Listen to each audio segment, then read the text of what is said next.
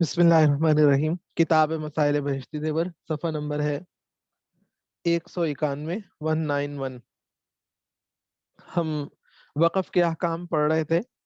اس میں مسجد کے آداب و احکام تک پہنچے ہیں۔ مسجد کے آداب و احکام۔ تنبیہ: مسجد کی چھت تمام احکام میں مسجد کے برابر محترم ہے۔ اس پر پیشاب پخانہ کرنا اور حائضہ اور جنبی کا اس میں داخل ہونا جائز نہیں۔ کسی عورت یا مرد کا غسل نہ ہو وہ اس میں جا نہیں سکتا۔ ایک البتہ ہم نے پہلے پڑھ لیا تھا کل مسئلہ کہ اگر مسجد بناتے وقت ہی، مسجد بنانے کے بعد نہیں بلکہ مسجد بناتے وقت ہی یہ طے کر لیا گیا کہ نیچے مسجد کا ہال ہوگا، جگہ مسجد ہی کی ہے، اور اوپر امام صاحب کی ہم رہائش تعمیر کریں گے، تو اس صورت میں اوپر رہائش میں کوئی مسئلہ نہیں ہے۔ وہاں پر اگر بیت الخلاء بنا ہوا ہے یا کوئی آدمی ہو یا عورت ہو، اس کا غسل نہ ہو یا حائض والی عورت ہو، تو ایسی صورت میں کوئی ممانعت نہیں ہوتی۔ مسجد میں نقش و نگار بنانا۔ مسئلہ: مسجد کی دیواروں اور چھت و فرش میں رنگ برنگ کے بیل بوٹے بنانا جو نماز میں خیال کو منتشر کرتے ہوں مکروہ ہے، اور بالخصوص محراب میں اور قبلے کی دیوار میں زیادہ مکروہ ہے۔ کی دیوار ہو اس کو سمپل رکھنا چاہیے، قسم ہا قسم کے بیل بوٹے یا خوبصورت میناکاری وغیرہ یا کچھ ایسی چیزیں، یہ بھی ساری کہ جس سے نمازی کی نماز میں خلل آتا ہو، وہ مکروہ ہے۔ مسئلہ: بے حد زینت اور گلکاریاں مذموم و مکروہ ہیں، البتہ اگر گچ اور چونے اور سمٹ وغیرہ کے نقش بنا لیے جائیں تو مذائقہ نہیں۔ گچ بھی ہے سمٹ ٹائپ کی، یعنی کہہ لیں کہ گاچی جس کو کہتے تھے، وہ والی چیز ہے، یہ ایک قسم کی مٹی ہی ہے، کیونکہ ان چیزوں کا اپنا استعمال مسجد کی مضبوطی کے لیے ہوتا ہے، کہ سمٹ تو مسجد کی مضبوطی کے لیے ہے جتنی بھی لگائی جائے، اور اسی سے بناتے بناتے اگر کوئی پھول بوٹا بھی بنا لیا تو وہ پھول بوٹا سمٹ سے جو بنتا ہے اس میں اصل مقصد مضبوطی ہوتا ہے، اور پھول بوٹا ثانوی مطلب ہوتا ہے، لیکن ثانوی درجہ تابع ہونے کے باوجود بہتر یہ ہے،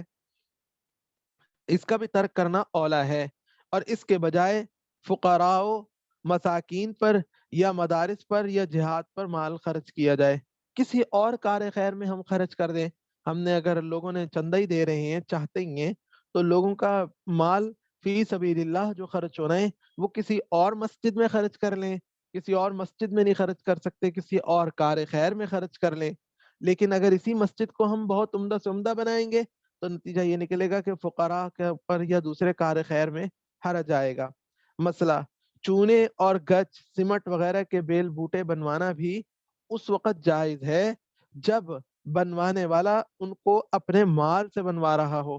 لیکن اگر وقف یا چندے سے مسجد بنائی جائے تو جب تک وقف کرنے والا یا چندہ دینے والے اس کی اجازت نہ دیں اس وقت تک ہرگز جائز نہیں۔ یہ بیل بوٹے بنانے ہیں، مینا کاری کرانی ہے، تو یا تو چندہ لیتے وقت ہی سب کو بتائیں کہ ہم نے اس کام کے لیے چندہ کر رہے ہیں، کہ ہم نے یہاں پہ بیل بوٹے بنانے ہیں، تب تو ٹھیک ہے، وہ سارے یہ سوچ سمجھ کر چندہ دے رہے ہیں تو ٹھیک ہے، لیکن عمومی چندہ دے رہے ہیں مسجد کی خدمت کے لیے، اس سے نہیں بنا سکتے۔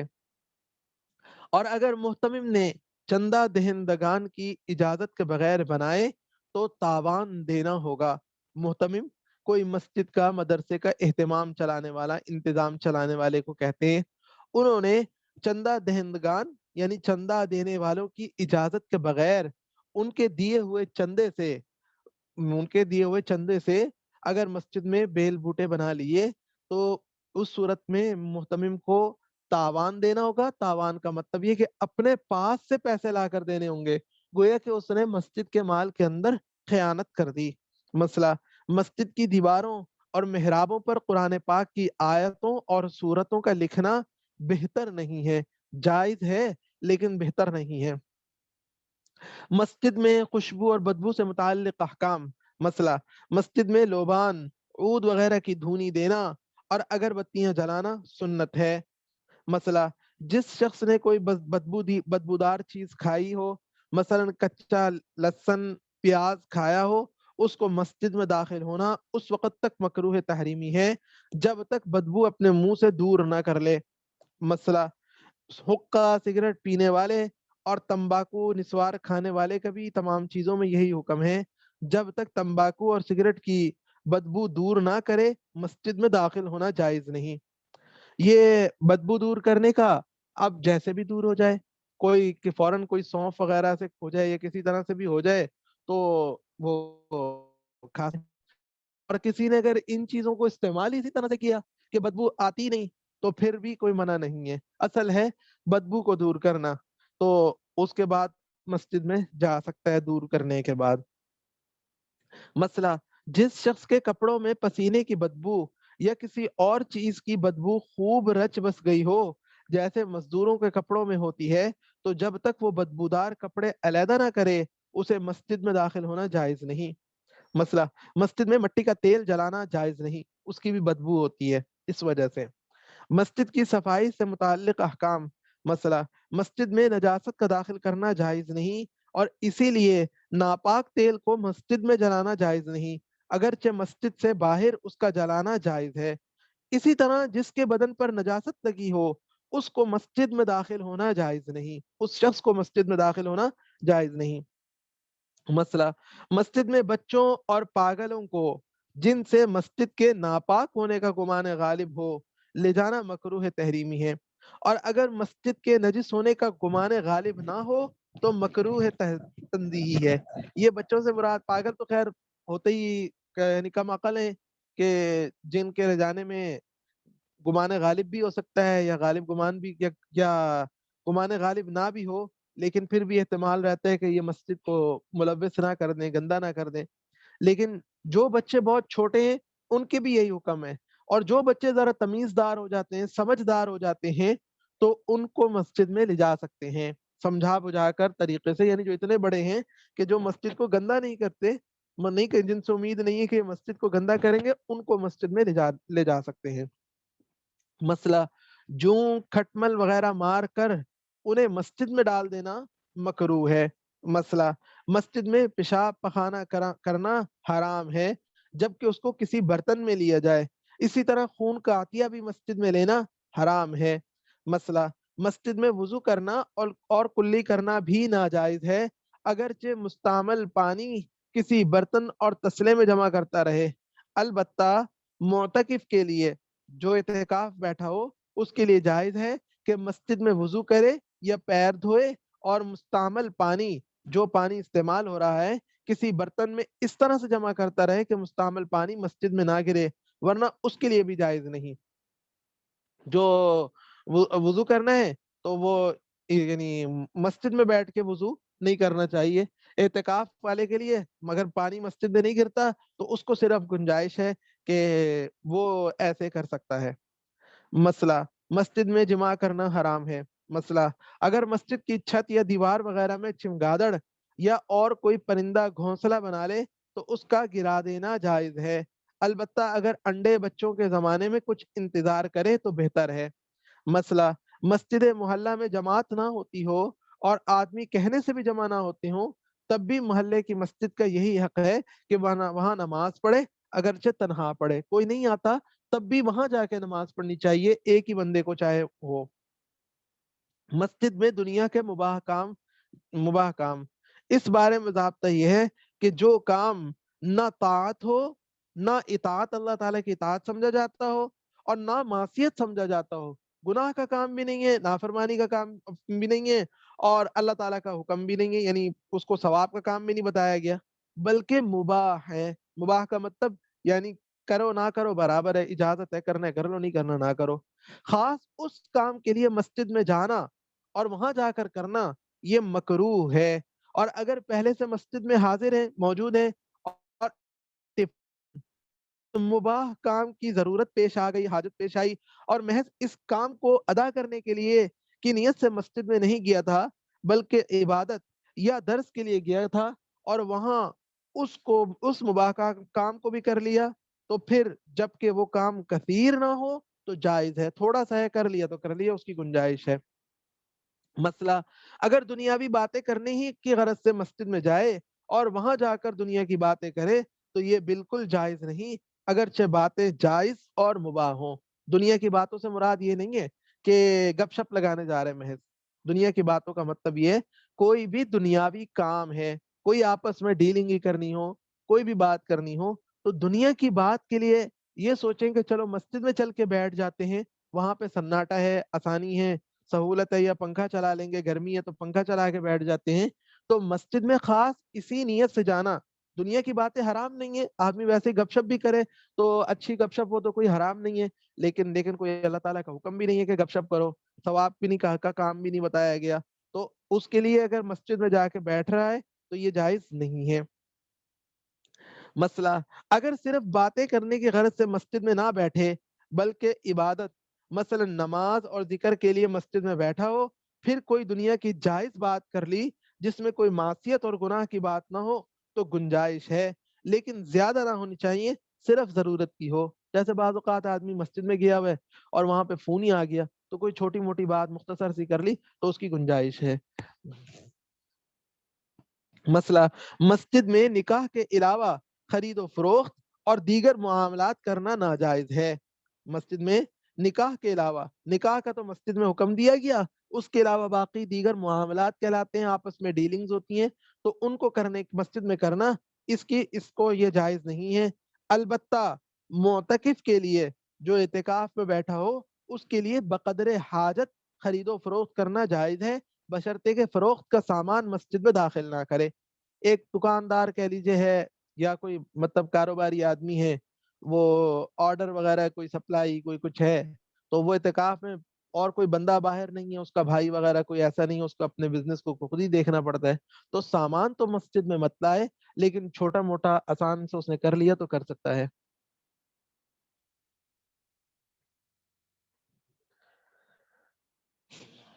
سوال آیا ہے کہ اگر نفلی اعتکاف ہو تو مسجد حرام میں یا مسجد نبوی میں وضو کر سکتے ہیں یا نہیں کر سکتے؟ تو یہاں پہ اعتکاف والے کا لکھا ہوا ہے کتاب میں، آ، میرے ذہن میں حوالہ نہیں ہے کوئی کہ اعتکاف میں نفلی اور جو سنت اعتکاف ہے رمضان کے آخری عشرے میں ہوتا ہے اس میں فرق ہے یا نہیں ہے، حکم میں دیکھنا پڑے گا، میں ابھی کنفرم نہیں کہہ سکتا، انشاءاللہ اس کو نوٹ کر لیتے۔ مسجد میں مسئلہ مسجد میں اشعار پڑھنا جائز نہیں، مسجد میں اشعار پڑھنا جائز نہیں، البتہ اگر اشعار نصیحت و واعظ کے ہوں یا نبی صلی اللہ علیہ وسلم کی مدح و نعت کے ہوں یا حقانیت اسلام کے متعلق ہوں تو ان کو مسجد میں پڑھنا اس شرط سے جائز ہے کہ نمازیوں کو اور ذکر و تلاوت کرنے والوں کو اس سے تشویش نہ ہوتی ہو۔ مسئلہ مسجد میں کھانا کھانا اور سونا جائز نہیں، لیکن مسافر کے لیے اور معتکف کے لیے جائز ہے۔ ان کے علاوہ اگر کسی کو ضرورت ہو تو وہ اعتکاف کی نیت سے مسجد میں داخل ہو اور پھر خالی اعتکاف کی نیت سے ہی داخل نہ ہو بلکہ کچھ عبادت کر کے پھر اپنے کھانے اور سونے کی ضرورت پوری کر لے۔ مسئلہ مسجد میں دستکاری کرنا بھی ناجائز ہے، مثلا کپڑا سینا، ٹوپی وغیرہ بننا، زیور کا جڑاؤ کرنا وغیرہ، غرض ہر قسم کی دستکاری مسجد میں ممنوع ہے، یہاں تک کہ حدیث تفسیر اور فقہ کے مسائل بھی اجرت پر لکھنا مسجد میں ناجائز ہے۔ جو پہلے دور میں ہوتا تھا کہ جو کاپی کرنے والے لوگ ہوتے تھے، کتابت کرنے والے لوگ ہوتے تھے، جو کتابت کرنے والے لوگ ہوتے تھے تو وہ مسجد میں بھی بیٹھ کے، یعنی وہ ہاتھ سے ہی فوٹو کاپی کرتے تھے، یہ تو اب ہمارے ہاں تو اب مشین سے فوٹو کاپی ہو جاتی ہے، پرانے دور میں نسخے تیار کرنے والے لوگ ہوتے تھے جو بیٹھ کر مسلسل، کسی نے کہا کہ مجھے یہ کتاب نقل کر دو تو اس کو دیکھ کر فٹافٹ نقل کر دی، تو ایسے لوگ پھر مسجد میں بیٹھے تو وہ اجرت پہ جب کام کر رہے ہیں تو مسجد میں نہیں بیٹھ سکتے۔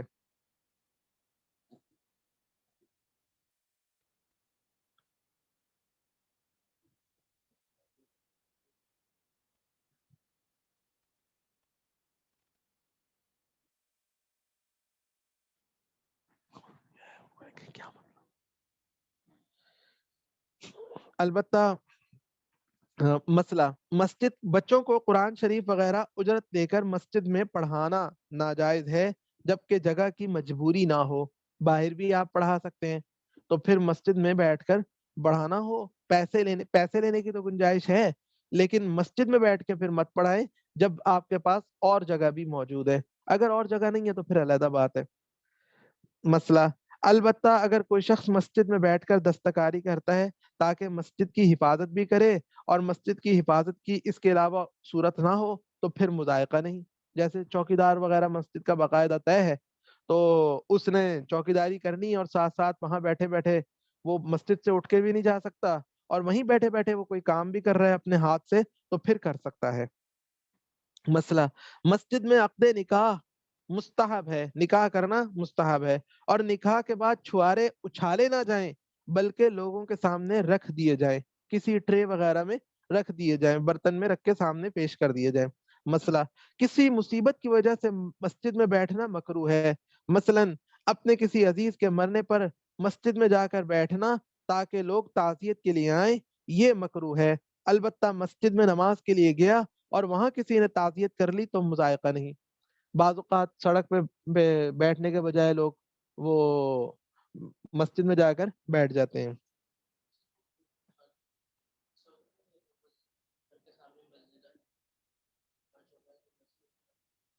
ہاں نہیں، گھر چھوٹا بھی ہو تب بھی کسی کے کو مسجد میں جا کر نہیں بیٹھنا چاہیے اہتمام سے۔ نہیں، وہ بھی کوئی لوگ بھی آئیں تو ان کو بھی، یعنی جو لوگ آئے ہیں وہ مسجد میں بیٹھ رہے ہیں، وہ بیٹھ رہے ہیں،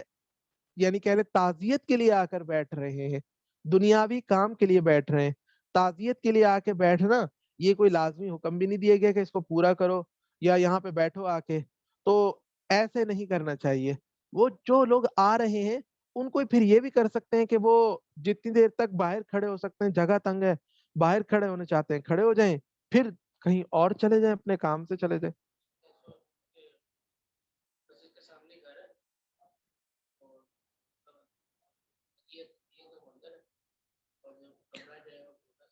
ہاں جی، ہاں نہیں، مسجد میں نہیں بٹھانا چاہیے، نہ بیٹھنا چاہیے کسی کو اس لیے، اور نہ بٹھانا چاہیے۔ مسئلہ، مسجد میں سوال کرنا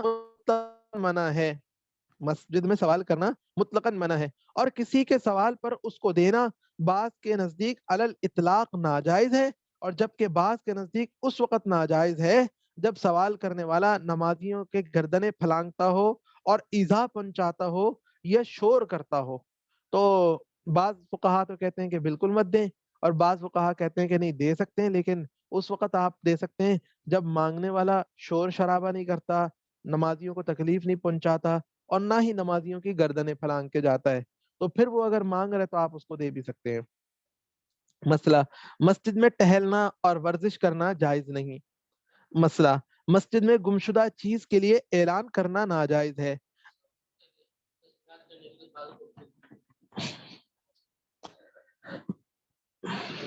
مسجد میں گمشدہ چیز کے لیے یہ ٹہلنا اور ورزش کرنے سے مراد ہے کہ کسی نے کہا جگہ خالی ہے، چلو میں مسجد میں چلا جاتا ہوں، کوئی اعتکاف کی نیت سے مسجد میں پہلے سے موجود ہے تو اس کی تو علیحدہ بات ہے، وہ تو باہر نہیں جائے گا۔ مسئلہ، مسئلہ، مسجد میں گمشدہ چیز کے لیے اعلان کرنا ناجائز ہے، البتہ اگر مسجد ہی میں کوئی چیز گم ہو گئی ہو تو اس کو وہاں کے لوگوں سے دریافت کر سکتا ہے، اس کو وہاں کے لوگوں سے دریافت کر سکتا ہے۔ مسئلہ، گمشدہ بچے کا مسجد سے اعلان کرنے کی انسانی مجبوری کی وجہ سے گنجائش ہے، لیکن اس کے لیے بہتر ہے کہ علاقے والے چندہ کر کے ایک لاؤڈ سپیکر شرعی مسجد کی حدود سے باہر لگا لے اور اس میں ایسا اعلان کرے۔ عام طور سے ایسا ہوتا ہے کہ جہاں پہ نماز پڑھنے کا ہال ہوتا ہے نا، وہیں پر اسپیکر لگے ہوتے ہیں، تو جو اعلانات کیے جاتے ہیں وہاں سے کیے جاتے ہیں، تو ادھر آ کر اعلان کرنا پڑتا ہے، یہ چیز غلط ہے۔ ہم چاہے مینار مسجد کا استعمال کر لے، لیکن مسجد کی حدود سے باہر جو ہال ہے اس سے ہٹ کر کوئی کمرہ ہو، قاری صاحب کا کمرہ ہے یا کوئی اور جگہ ہے، وہاں پہ اگر ایک اسپیکر لگ جائے تو چلو اس میں لوگوں کی انسانی ضروریات بھی پوری ہو جائیں گی اور اعلان کا بھی تقاضا بھی پورا ہو جائے گا، تو ایسا کرنے کی کوشش کرنی چاہیے۔ اور باقی چھوٹی موٹی چیزوں کا گمشدگی کا اعلان کرنا، جیسے یا کوئی اور اعلانات کرنا بہت زیادہ جیسے عام طور سے شہروں میں کبھی بعض جگہوں پر رواج زیادہ ہوتا ہے، دیہاتوں میں رواج نسبتاً زیادہ ہوتا ہے، تو یہ چیز جائز نہیں۔ ہاں اگر باہر مسجد سے ہٹ کر باہر کوئی جگہ اونچی جگہ استعمال کر رہے ہیں، وہاں پہ لاؤڈ اسپیکر لگا لیا، وہاں سے مسلسل اعلانات کیے جا رہے ہیں، تو وہ علیحدہ مسئلہ ہے، اس میں مسجد کے احترام اور ادب کے اوپر کوئی فرق نہیں آتا۔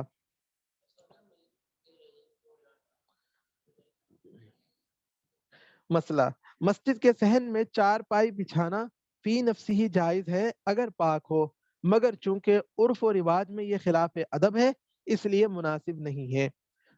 مسئلہ، مسجد میں آواز دار گھنٹا رکھنا جائز ہے، لیکن ایسا گھنٹا رکھنا جس میں کچھ وقت کے لیے موسیقی بجے یہ جائز نہیں، میوزک ہو تو وہ والا گھنٹا جائز نہیں ہے۔ مسئلہ، مسجد میں سحری و افطاری کے لیے سائرن بجانا جائز ہے، اسی طرح جب سائرن کی سہولت نہ ہو اور ضرورت ہو تو سحری و افطاری کے وقت کی اطلاع دینے کے لیے تبل و ڈھول بجایا جا سکتا ہے۔ یہ صرف اس موقع کے اوپر تبل اور ڈھول بجانے کی اجازت ہوتی ہے، وہ بھی ایسے نہیں کہ بالکل ایک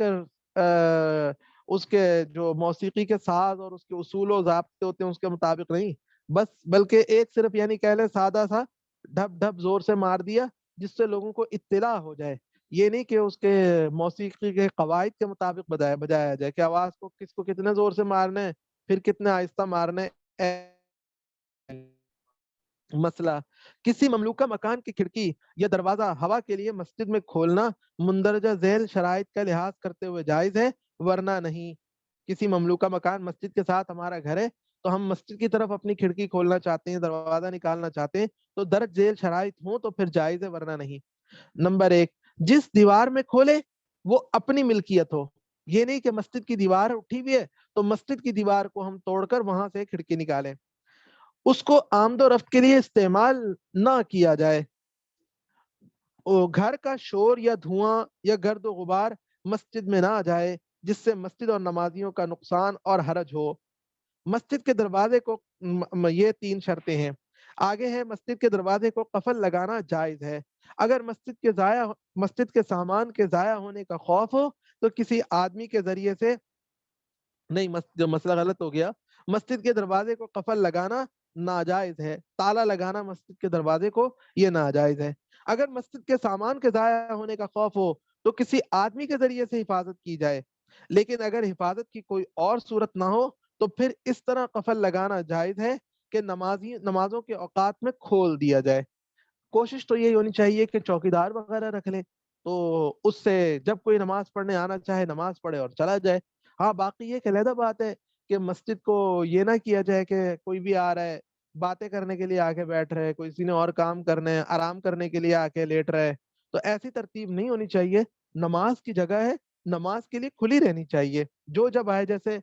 موٹر پہ وغیرہ پہ اس طرح سے مسجدیں ہوتی ہیں سارا دن ساری رات کھلی رہتی ہیں، صفائی کرنے والے بھی حفاظت کرنے والے بھی موجود ہوتے ہیں، اور جو جب آتا ہے نماز پڑھتا ہے اور چلا جاتا ہے، وہاں پہ کسی کو اس طرح سے بیٹھ کے کھانے پینے کی ان طرح کے کاموں کی اجازت نہیں ہوتی۔ مسئلہ، مسجد کو بغیر عذر کے راستہ بنا لینا مکروہ ہے، اگر کسی عذر سے گزرنا پڑے تو ہر روز ایک مرتبہ نماز تحیت المسجد پڑھ لیا کرے۔ کسی کا گھر یا کسی کی کوئی ایسی جگہ ہے کہ یہاں سے اس کو راستہ بنانے کی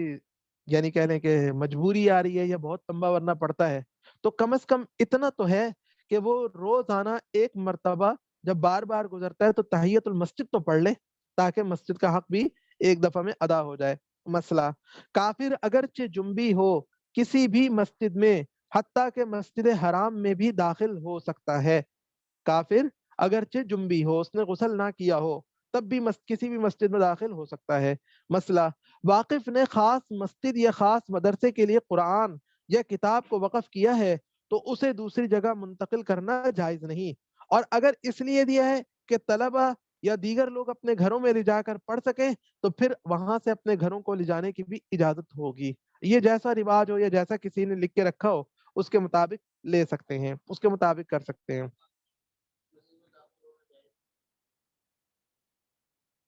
جی جی،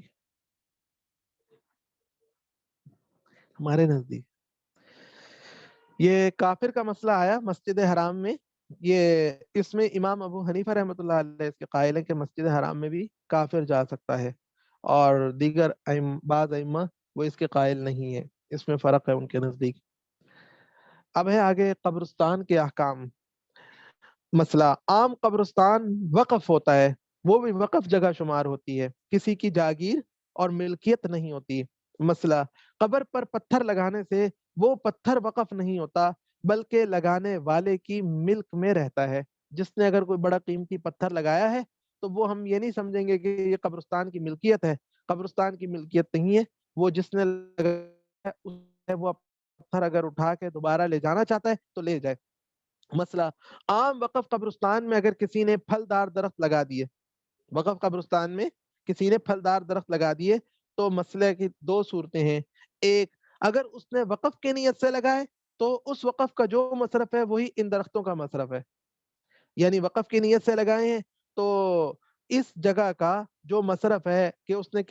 اس کی آمدنی کہاں خرچ ہوگی، تو جہاں پہ خرچ ہونی ہے وہیں پر یہ بھی خرچ ہوگا۔ اور اگر اس نیت سے لگائے کہ وہ خود ان کا مالک رہے گا تو وہ درخت تو اس کی ملک رہیں گے، اور دوسروں کے لیے جائز نہیں کہ وہ مالک کی اجازت کے بغیر ان درختوں کو اپنے استعمال میں لائیں۔ البتہ قبرستان کے متولی یا عام مسلمانوں کو اختیار ہے کہ اس شخص کو مجبور کرے کہ وہ ان درختوں کو اکھاڑے اور قبرستان کی زمین کو خالی کر دے۔ یوں سمجھیے کسی نے اپنا باغ لگا لیا، وہ یہ چاہتا ہے کہ میں یہاں سے پروفٹ حاصل کروں، تو درخت تو خیر اسی کے ہوں گے، لیکن پھر عام مسلمانوں کو اور قبرستان کے متولی کو یہ اختیار ہوگا کہ اسے مجبور کرے کہ یہ جگہ خالی کرو، یہاں پہ تم نے کس لیے لگائے درخت۔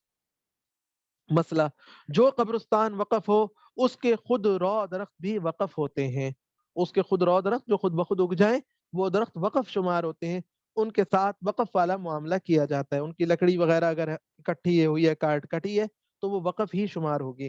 مسئلہ، جب ظن غالب میں، گمان غالب میں اموات کا مٹی ہو جانا متعین ہو جائے اور بہت پرانا ہونے کی وجہ سے مردوں کو اس میں دفن کرنا اب ممکن نہ رہے، دفن کرنا مزید مردوں کو دفن کرنا ممکن نہ رہے، تو اگر وہ زمین مملوکہ ہو تو مالک کی اجازت سے اس میں ہر قسم کا تصرف جائز ہوتا ہے، اور اگر زمین وقف ہو تو اس کو کسی دوسرے وقف مثلا مسجد یا مدرسے میں تبدیل کرنا جائز ہے۔